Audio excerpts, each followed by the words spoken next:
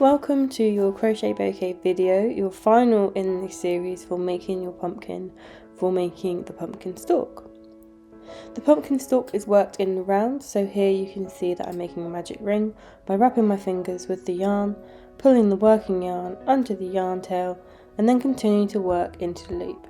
If you're not confident with a magic ring, you can chain 2 and work into the second chain from hook, or the first chain that you make next to your slip knot.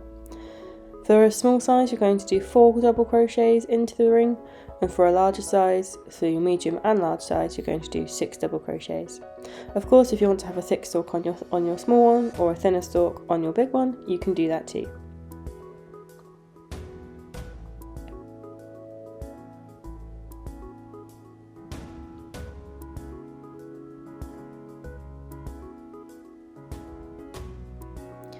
For your second round, you're going to be working into the back loop only.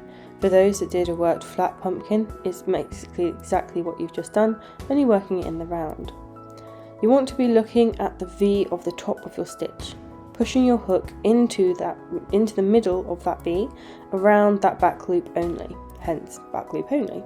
You'll then complete your double crochets in the same way as normal, so yarning over, pulling back through, yarning over and going through 2, making sure not to miss that important yarn over through 2 step at the end, so you're not doing a slip stitch.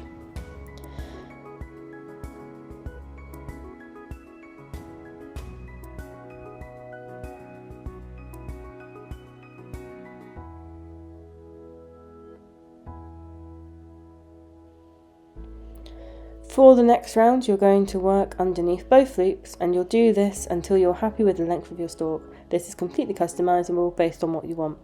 Just do a double crochet into each stitch. When it is 4 stitches, it can be quite fiddly, and going round to that next stitch can be quite difficult. So just take your time to identify the stitches. Just work round and round and round a continuous spiral until you're happy with how long your spiral is.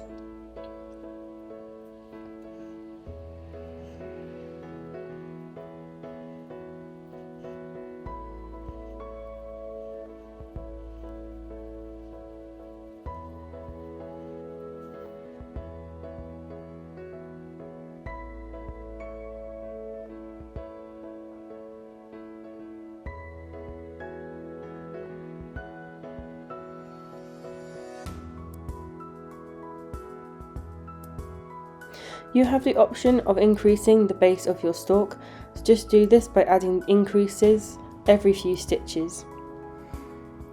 To attach your stalk, simply make sure you've got a long enough end to thread through. I like to use my hook to poke through. I go through underneath into one stitch underneath, coming out the next side and pulling that length through the body of the pumpkin. You'll then take your yarn tail through the same stitch that it's just come through from your stalk. You'll work in the same way all the way around. So I will then move on to the next stitch in my pumpkin, making sure to align it to the right place with the right row so the number of stitches corresponds. Working underneath, poking my hook through from one stitch to the next, and then pulling the yarn tail through.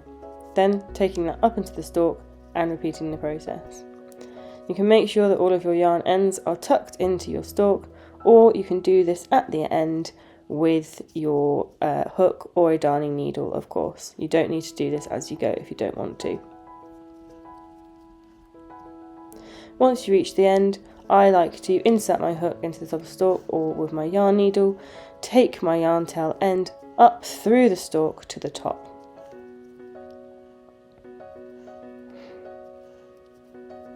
It can get quite fiddly, so don't worry too much.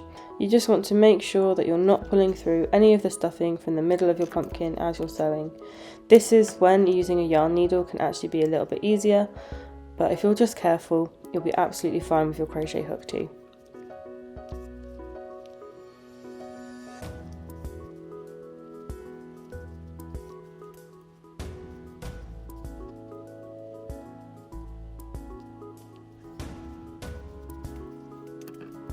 Just give your yarn a trim once you're happy and it's nice and attached, and there you go, your pumpkin is complete. You can give him a squish, throw him around, or just make him lots of friends so that you have a lovely reusable pumpkin display every single year. You can tweak the stalk in order to make it curve, or sometimes I like to take a piece of string, wipe it up through the top, take it back down and just pull on it until it's got the curve that I desire.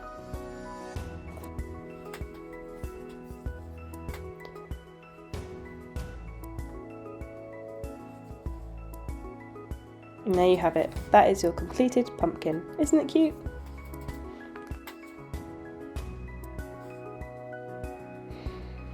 Join me on Crochet Bouquet for more workshops and kits at your behest.